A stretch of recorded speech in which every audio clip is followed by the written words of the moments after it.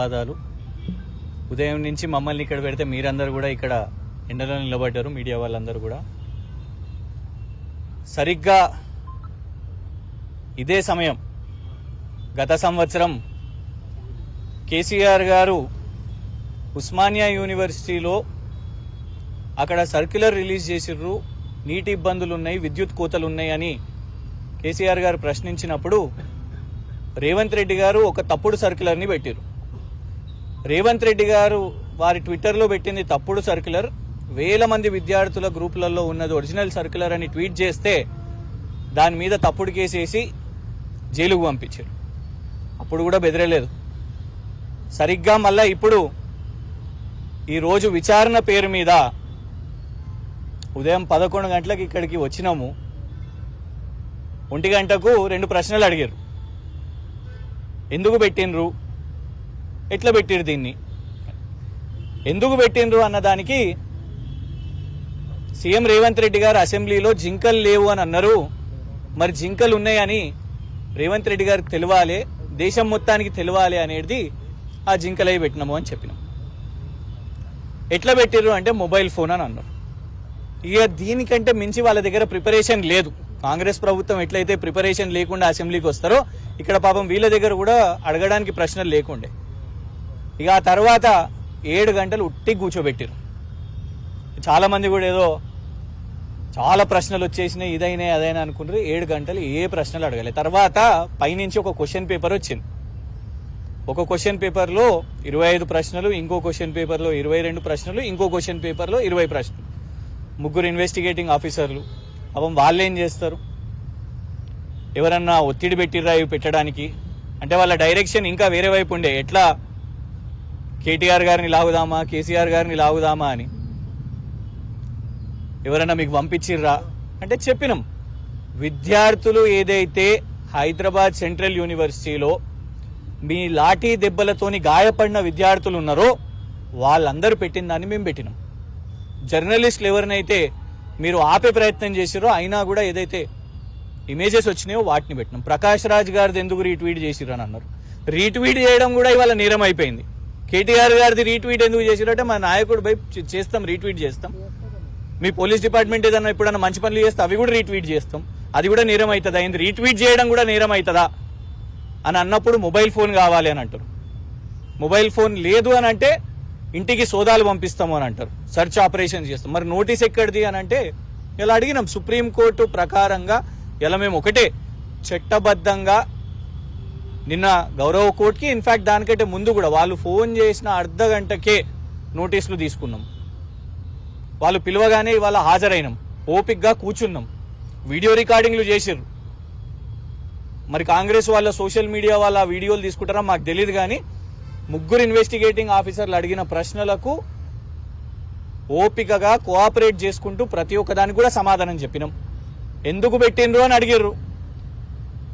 మరి రేవంత్ రెడ్డి గారు మాట్లాడారు కదా, రేవంత్ రెడ్డి గారు కూడా ఫాల్స్ న్యూస్ చెప్పారు కదా జింకలు లేవని. ఇలా మాకు లోపటి ఉంటే సమాచారం వస్తుంది, అందరు మాట్లాడుకుంటున్నారు. కానీ పాపం వీళ్ళందరూ కూడా డ్యూటీ అక్కడ చేయలేకపోతున్నారు గచ్చిబౌలి వాళ్ళు. ఎందుకంటే డీసీపీ గారు ఇక్కడనే ఉన్నారు, ఏసీపీ గారు ఇక్కడనే ఉన్నారు, సిఐ గారు ఇక్కడనే ఉన్నారు, 3 ఎస్ఐలు మమ్మల్ని విచారణ చేపిస్తున్నారు. మొత్తం మా పని మీదనే ఉన్నారు. 3వ జింక చనిపోయిందంట పాపం. కానీ ఎవరు చంపుతున్నారో ఎట్లా చనిపోయిందో వాళ్ళ మీద ఏమైనా కేసేసిర్రా? చెట్లు నరికిన తర్వాత 3 జింకలు ఎటు పోవాలన్నా, గోపానపల్లి దిక్కు పోవాలన్నా, ఇంకేటన్నా ఉరకాలన్నా, ఎటు దిక్కు పోవాలనో అర్థం కాని జింకలను ఇవాళ రేవంత్ రెడ్డి గారు పంపించిన కుక్కలు చంపేస్తున్నాయి.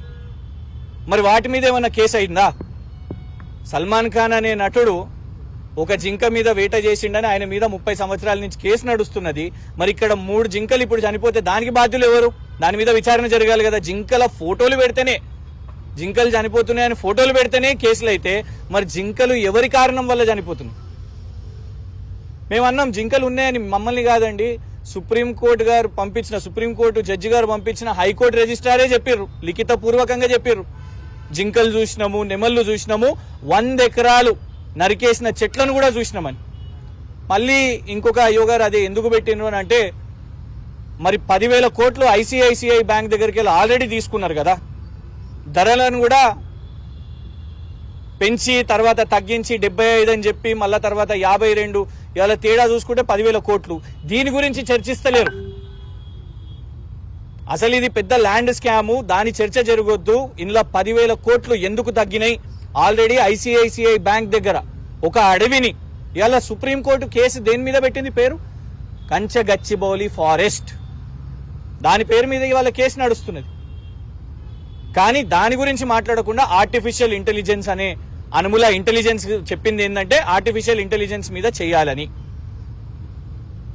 ఇలా అల్టిమేట్ గా మేము ఇచ్చిన అన్ని సమాధానాలకు కూడా మరి వాళ్ళకి ఏమున్నదో కానీ 14 ఏప్రిల్న అంబేద్కర్ జయంతి రోజు దళితుల్ని బాబాసాహెబ్ అంబేద్కర్ గారి విగ్రహానికి పోయి దండలేయాలి. నేను నియోజకవర్గంలో తిరగాలి. ప్రతి సంవత్సరం వర్ధంతి జయంతి బాబు జగజీవన్ రామ్ గారిదైనా అంబేద్కర్ జయంతి అయినా ఘనంగా జరుపుకుంటాం. కానీ అదే రోజున నన్ను ఇక్కడ సెలవు కాబట్టి, కోర్టు సెలవు కాబట్టి ఇక్కడికి పిలవాల్సిన అవసరం ఏమున్నది?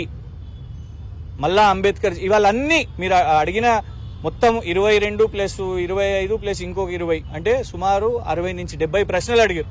అన్నిటికీ సమాధానాలు చెప్పిన. పర్సనల్ క్వశ్చన్స్ అడిగినరు, అన్ని క్వశ్చన్స్ కి కూడా సమాధానం చెప్పినాం. మరి ఎవరికి కావాలనో ఎవరి క్వశ్చన్ పేపర్ ప్రిపేర్ చేసిరో కానీ ఆ క్వశ్చన్ పేపర్ ప్రిపేర్ చేసిన వ్యక్తికి ఒకటి చెప్పాలనుకుంటున్నాను. దీంతోనే ఏదో భయపడతామని అనుకుంటున్నారు రేవంత్ రెడ్డి గారు. అసెంబ్లీలో నిలబడి శుద్ధపూస మాటలు మాట్లాడారు. డ్రోన్ అధ్యక్ష, నేను డ్రోన్ నడిపిస్తే నన్ను జైలుకు పంపిస్తారా అధ్యక్ష, అది కేవలం 500 ఫైన్ అని. మరి ఇవాళ మా మీద ఎందుకు కేసు వేసినావు? ఇవాళ ఎందుకు ఇక్కడికి పిలిచినావు? నేను డ్రోన్ ఎగిరేయలేదు కూడా నీలాగా. విద్యార్థులు అక్కడ చెరువు లేదని రేవంత్ రెడ్డి గారు అన్నారు, చెరువును చూపెట్టిర్రు. చెట్లు నరకలేదన్నావు, చెట్లను చూపెట్టిర్రు, నరికిన చెట్లను చూపెట్టిర్రు. ఆ డ్రోన్ విజువల్స్ చేసినందుకు కేసు వేసినావు. మరి నువ్వు అంతా సత్య హరిశ్చంద్రుని పుత్రును అయితే, వాళ్ళ వారసును అయితే, మరి నువ్వు అసెంబ్లీలో మాట్లాడింది ఒక మాట అయితే ఇవాళ మరి డ్రోన్ కేసు మా మీద ఎందుకు వేసినట్టు? 500 ఫైన్ వేసి అసలు కేసే వేయొద్దు కదా. అంటే రేవంత్ రెడ్డి గారు చెప్పేది ఒకటి, చేసేది ఒకటి. దయ్యాలు వేదాలు వల్లిస్తున్నట్టు ఇవాళ రేవంత్ రెడ్డి గారు రాజ్యాంగం పేరు మీద అసలు నిజంగా మీ ప్రయారిటీ ఏముండాలి? రేపు సుప్రీంకోర్టు కమిటీ వస్తున్నది. దమ్ముందా? ఇవాళ మేమంటున్నాం, మమ్మల్ని గెలవనిస్తావాను సుప్రీంకోర్టు కమిటీకి చెప్తాం. ఇవాళ సుప్రీంకోర్టుకి తెలియాలి ఏంటిదంటే జింకలు ఉన్నాయని ఫోటోలు వేసినందుకు ఇప్పుడు రిజిస్ట్రార్ గారు వచ్చి చెక్ చేసిర్రు.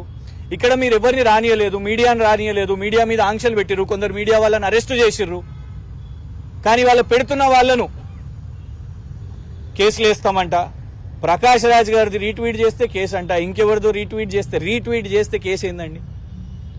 వీళ్ళు మాది రాజ్యాంగం, సిగ్గుపడుతుంది సమాజం. రేవంత్ రెడ్డి గారి చేతికి రక్తం ఉన్నది. హైదరాబాద్ సెంట్రల్ యూనివర్సిటీ పిల్లల మీద లాఠీ చార్జ్ చేసిన రక్తం ఒక ఎత్తు అయితే, అక్కడున్న ఏవైతే మూగ జీవులు ఉన్నాయో ఆ జింక రక్తం ఉన్నది. అదే రక్తంతో నువ్వు పోయి గాంధీజీ చెరకుని పట్టుకొని ఫోటోలు ఇస్తున్నావు. నమ్ముతారా?